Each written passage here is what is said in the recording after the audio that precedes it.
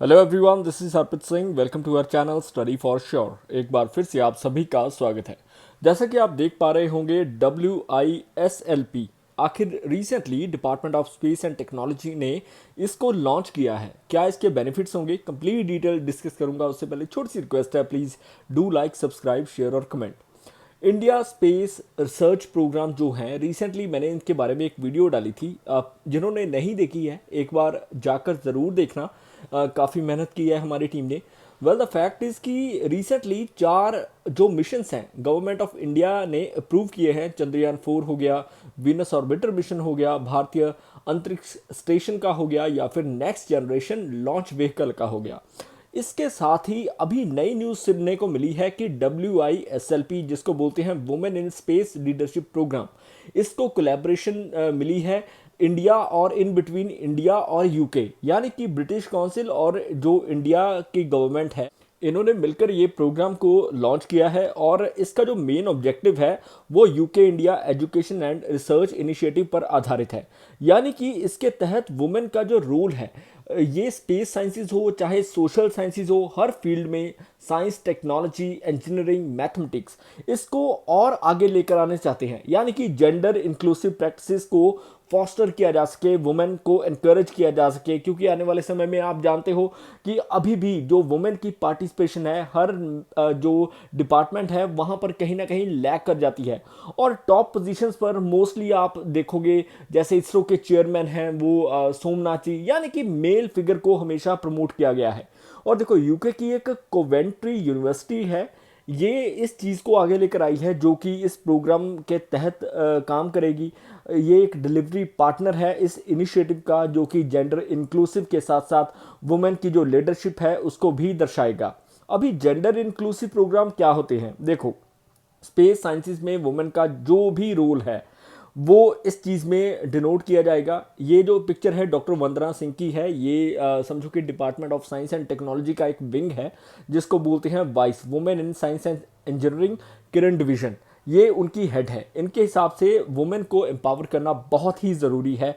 वहीं पर इनके जो काउंटर पार्ट है मिशेल हॉलगेट, इन्होंने भी इस चीज़ की सराहना की है कि ये कोलैबोरेशन की वजह से काफ़ी जो प्रॉब्लम्स हैं वो सॉल्व हो पाएंगी। क्योंकि वुमेन का कंट्रीब्यूशन हर बार समझो कि एक स्तर से काफ़ी ऊपर रहा है मेन से। अगर हम देखें तो वुमेन की कोलैबोरेशन की वजह से काफ़ी चीज़ें हासिल हो पाई हैं। डॉक्टर एलिना गोरा, ये कोवेंट्री यूनिवर्सिटी में अपना योगदान दे रही हैं राइट नाउ। इनके हिसाब से 250 अर्ली करियर रिसर्चर्स जो हैं उनको समझो कि एक बढ़ावा मिलेगा, और इनको एक नेविगेशन मिलेगी कि वो अपने रास्ते में कोई भी अगर ऑब्जेक्टिव्स आते हैं या फिर किसी तरह का एम बिल्टअप होता है तो उसको कैसे कवर करना है। यानी कि हम कहीं ना कहीं अभी भी लैक कर रहे हैं। टॉप पोजीशंस पर वुमेन्स बैठनी चाहिए, वुमेन, राइट। और इस चीज़ को कवर अप करने के लिए ये प्रोग्राम भारत सरकार और UK यानी कि यूनाइटेड किंगडम लेकर आया है। यूनाइटेड किंगडम में ऑलमोस्ट जैसे वेल्स हो गया, स्कॉटलैंड हो गया, इंग्लैंड हो गया, ये सभी आते हैं, राइट। आप बेटर जानते होंगे इसके बारे में डेफिनेटली। सो वुमेन एम्पावरमेंट को भी इससे बढ़ावा मिलेगा।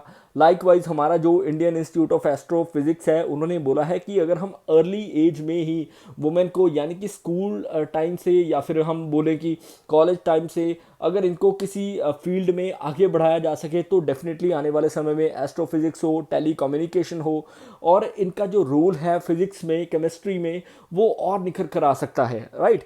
यानी कि वुमेन इक्वलिटी के साथ साथ वुमेन की इक्विटी की भी बात हो रही है। इक्विटी का मतलब ये है कि समझो कि अगर कोई 3 आदमी हैं, तीनों के कद छोटे हैं एक दूसरे से, राइट। पहले बड़ा, फिर छोटा, फिर उससे छोटा, और समझो कि एक फल को तोड़ना है, तो ये इक्विटी नहीं है, ये इक्वलिटी होगी, क्योंकि फल एक ऊंचाई पर होगा। अगर तीनों का साइज हम सेम कर देंगे, यानी कि उनको कुछ बढ़ावा दे देंगे, तीनों को लेवल अप कर देंगे, तो डेफिनेटली वो इक्विटी दर्शाएगा। सो प्रोग्राम का जो मेन ऑब्जेक्टिव है वो है जेंडर बायसनेस को दूर करना। ये जो बैरियर्स हैं इसके तहत हम अगर इन्हें दूर करते हैं तो इनोवेशन की फील्ड में एक समझो कि और एक आशा की किरण नज़र आएगी। और डेफिनेटली जो वेरियस फील्ड्स हैं, लाइकवाइज एस्ट्रोफिजिक्स हो गया, telecommunication, science and technology, engineering, इनमें अगर वुमेन आगे आती हैं तो डेफिनेटली ये कुछ ना कुछ कर दिखाएंगी। लाइकवाइज मॉम एक मिशन था, मार्स ऑर्बिटर मिशन, आप डेफिनेटली इसके बारे में जानते होंगे, 2013 में इसको लॉन्च किया गया था। और देखो ये जो इनिशिएटिव है ये है UK India education research initiative, जिसको 2006 में ही लॉन्च किया गया था यूके और इंडिया के द्वारा।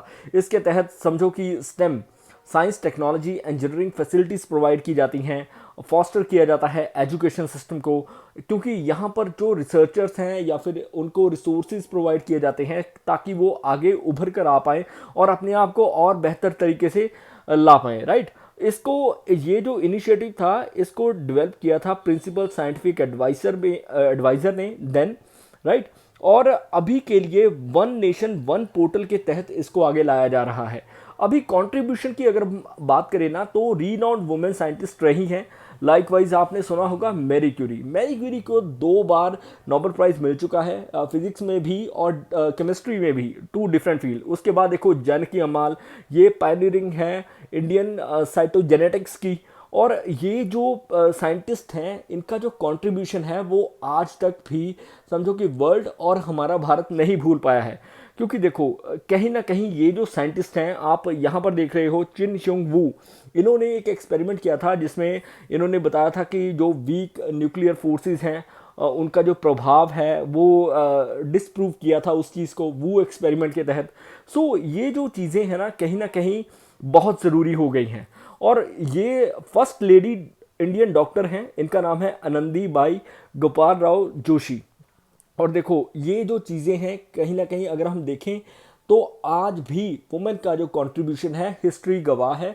जिन फील्ड्स में ये बेहतर तरीके से उतरी हैं तो वो सक्सेस रेट जो इनका है वो काफ़ी हाई रहा है, right. So that is the reason कि वुमेन की रिप्रेजेंटेशन चाहे पार्लियामेंट हो, चाहे कोई भी अनदर सोशल साइंस की फील्ड हो, कोई और फील्ड हो, उसमें ज़रूर होनी चाहिए, वो भी equally with respect to men. अभी के लिए जो करंट स्टेटस है भारत में जो वुमेन का, अगर हम देखें, department of science and technology ने एक रिसर्च निकाली थी जिसमें इन्होंने बताया कि 16.6% के करीब साइंटिस्ट हैं राइट नाउ जो इस Indian science and technology organisation के साथ इंटरलिंक्ड हैं। और देखो ये 40% स्लाइट इम्प्रूवमेंट हुई है जो कि पिछले 10 सालों की अगर हम बात करें। तो अभी के लिए स्ट्रक्चरल इश्यूज जो हैं इनको हमें डेफिनेटली प्रीडोमिनेंटली इसको जो अपर कास्ट या फिर हम बोलें कि जो मेन की हायरार्की है इसको अगर हमने सही करना है तो डेफिनेटली वुमेन को एक प्रॉपर एक विद रिस्पेक्ट टू एक स्टेज प्रोवाइड करनी होगी। लाइकवाइज हमारी गवर्नमेंट ऑफ इंडिया ने गति की शुरुआत की थी gender advancement for transforming institution. और किरण, जैसे कि मैंने आपको बताया, knowledge involvement in research advancement through nurturing. वहीं पर science and engineering research board की तरफ से वुमेन एक्सीलेंस अवार्ड या फिर वाइजर। देखो ये जो स्कीम्स हैं ये इनका एक अलग वैल्यू है, अलग पर्सपेक्टिव है, क्योंकि देखो ये कहीं ना कहीं इंडिया और यूएस ने मिलकर या फिर India, Germany, various other countries के साथ मिलकर हमने इन स्कीम्स को लॉन्च किया है। और यही नहीं, विज्ञान ज्योति जैसी स्कीम जो कि गवर्नमेंट स्कूल गर्ल्स के लिए लॉन्च कर रही है या फिर की कर दी गई है जिसके तहत स्टेम में करियर अपना देखा जा सकता है। सो आज का जो आर्टिकल था स्पेशली वुमेन के रिगार्डिंग था, जो इनके कंट्रीब्यूशन या फिर इनकी जो लीडरशिप क्वालिटीज़ हैं उस पर आधारित था। I hope you like all this articles. If you like my videos please do like, subscribe, comment और share. May you have a successful day ahead. Bye bye.